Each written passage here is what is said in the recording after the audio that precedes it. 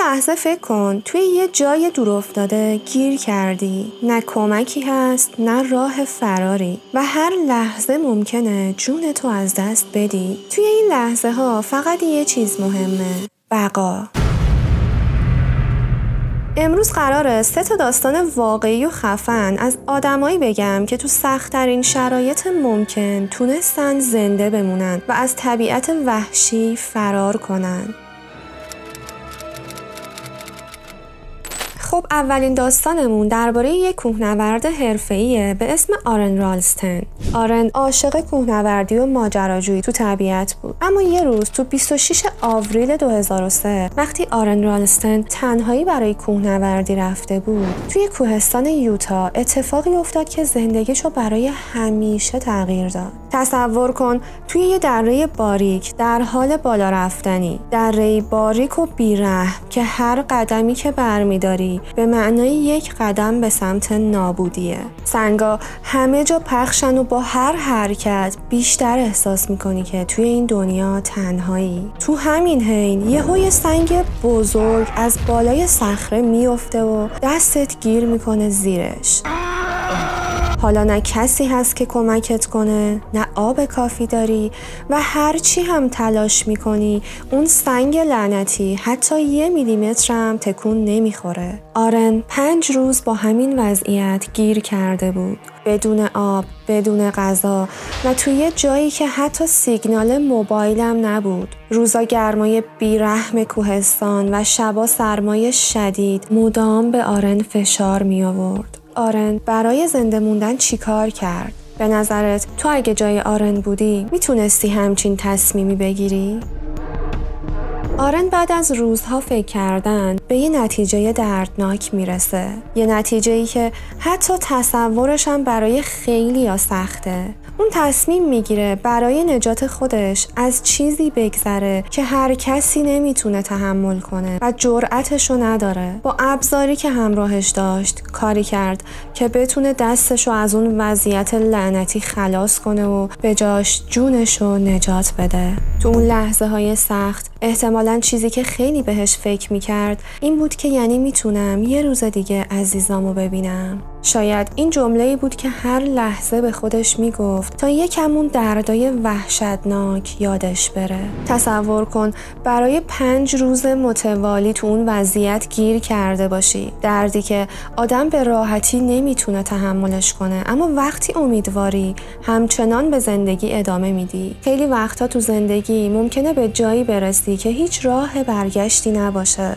اما همون لحظه‌ای که فکر میکنی همه چی تموم شده میبینی که خدا همیشه یه راهی رو برات باز گذاشته.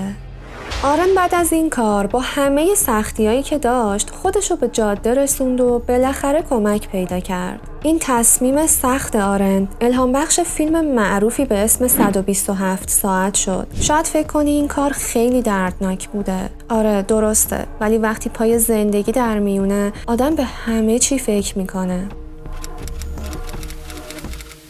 حالا بریم سراغ داستان واقعی دوم. فکر کن وسط یه اقیانوس بیکران باشی، فقط تو و یه قایق کوچیک که حتی نمیدونی کجا داری میری. این دقیقاً اتفاقیه که تو 29 ژانویه 1982 برای استیون کالاهان افتاد. اون بعد از یه طوفان وحشتناک قایقش تو اقیانوس اطلس غرق میشه و خودش توی یه قایق نجات گیر میافته.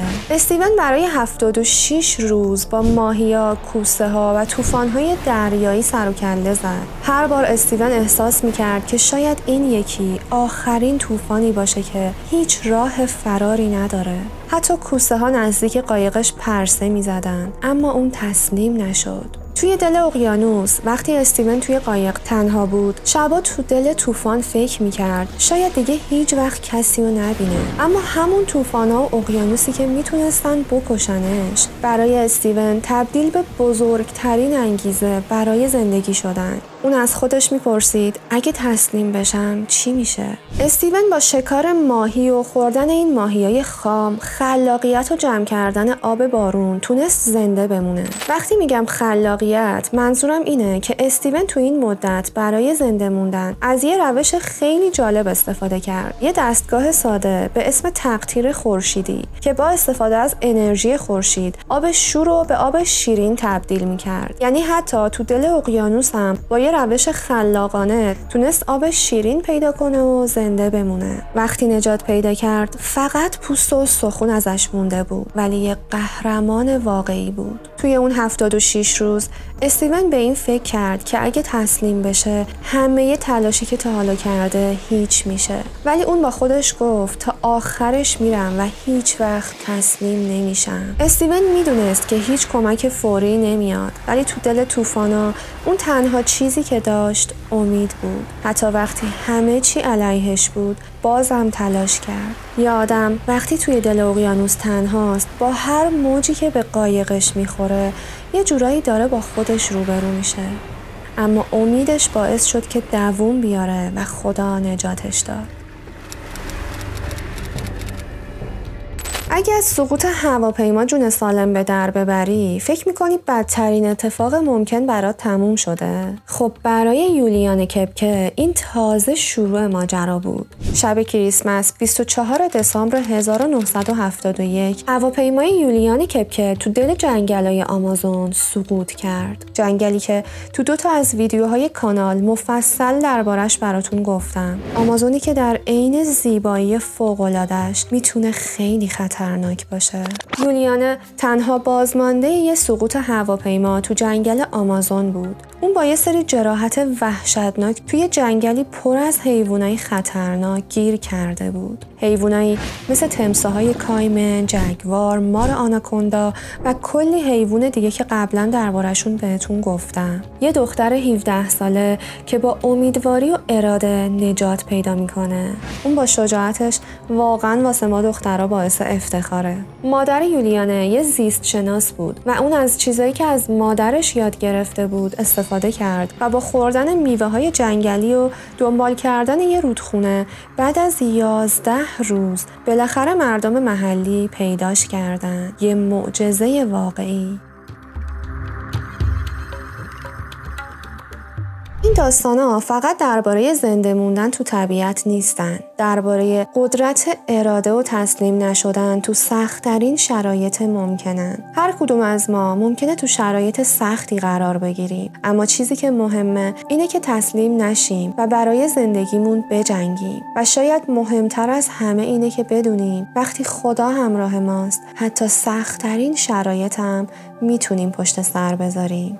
این داستانا یادآوری میکنن که امید و اراده انسان میتونه معجزه کنه. همونطور که این افراد تونستن طبیعت رو به چالش بکشن و زنده بمونن. شاید تو دوران سختی چیزی جز امید و ایمان به خدا نباشه که بشه بهش تکیه کرد. فرقی نمیکنه توی چه شرایطی باشی. مهم اینه که هر روز تصمیم بگیری بجنگی. جنگیدن برای زندگی همیشه کار سختیه، اما فقط آدمای شجاع میتونن از دل این سختی‌ها به نور برسن. پس وقتی با چالش‌ها روبرو میشی، یادت باشه که هیچ چیزی غیر ممکن نیست، به شرطی که تو هم باور داشته باشی و همه تلاشتو بکنی. یادمون باشه با امید و توکل به خدا هیچ چیزی نمیتونه جلوی آدمی که میخواد پیش بره رو بگیره. حالا تو بگو، اگه توی یکی از این موقعیت‌ها بودی چی کار میکردی؟ اگه دوست داشتی تجربه خودتو از چالش‌های سختی که تو زندگی باهاشون مواجه شدی تو کامنت‌ها بنویس. شاید خوندن این کامنت‌ها امیدی باشه واسه یه نفر دیگه که الان تو همون چالش گیر کرده.